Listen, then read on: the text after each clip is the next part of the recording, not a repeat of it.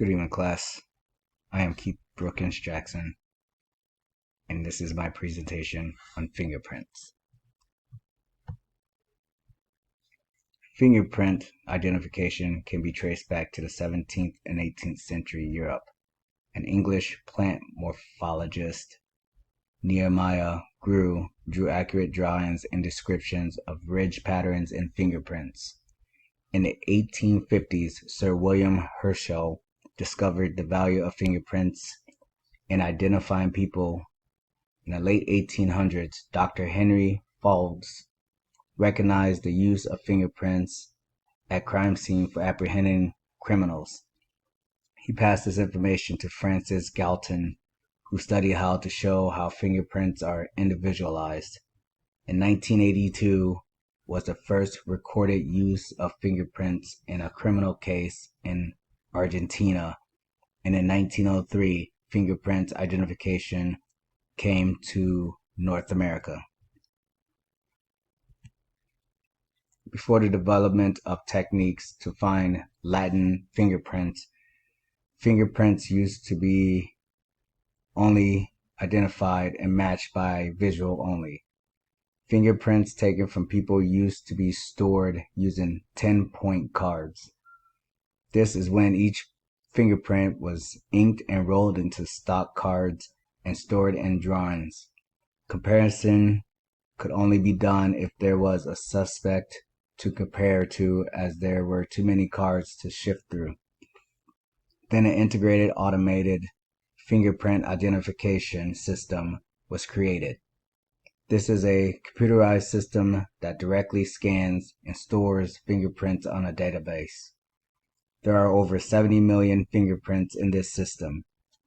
If there's a fingerprint that the system matches, the examiner will compare the possible matches.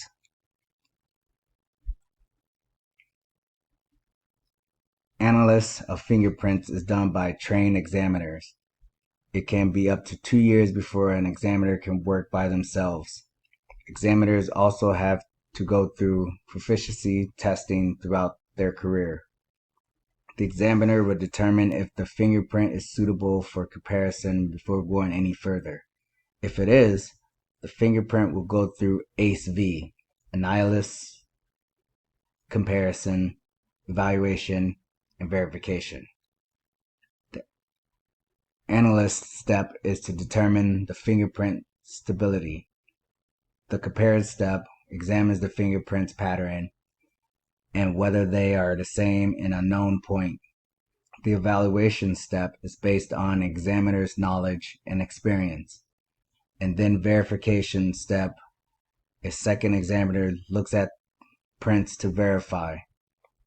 During the analysis of the fingerprint, there are 3 pattern levels that looked at. Level 1 determines if the fingerprint contains arch, loops, or holes. Level 2 compares the mandate, and level 3 examines the pores and ridge features. Level 3 is not always necessary for a match. After analysis is done, the examiner determines if the fingerprint being compared is excluded.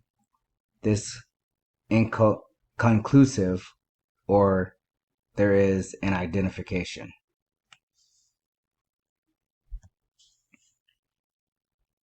Fingerprint identification has been used and accepted for many years.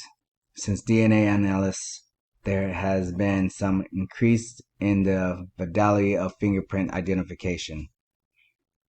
This is due to the DNA extradition of people convicted of crime based on fingerprint identification.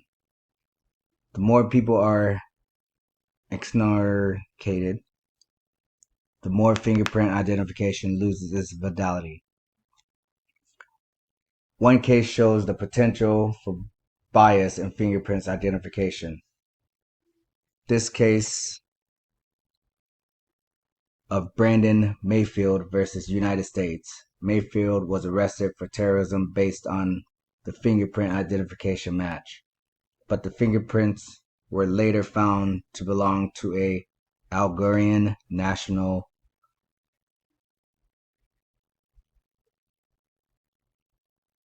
Doe.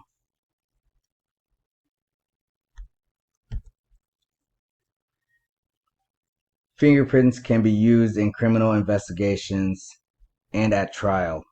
In criminal investigations, fingerprints can be used to find a suspect. Fingerprints can be left at a crime scene. Those fingerprints can be put into AFIS to find a potential suspect. At trial, fingerprints can be used to link the suspect to the crime scene or victim. They can be used to help convict a suspect of the crime. The current standards to admit fingerprints identifications are still based on the Fry method or Dubert standard, depending on the state.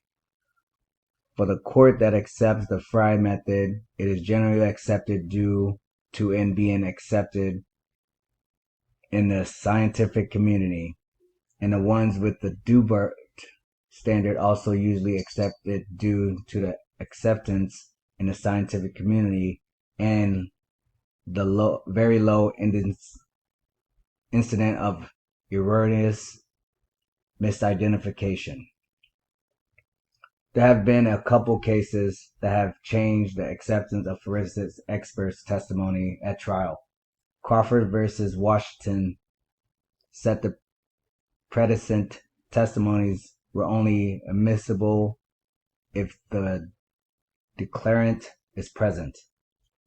Melendez-Diaz versus Massachusetts extend this to testimony of forensic science who performed the test, and Williams versus Illinois added if testimonies was not to prove a truth or accuse someone, the person that did the test does not need to be present.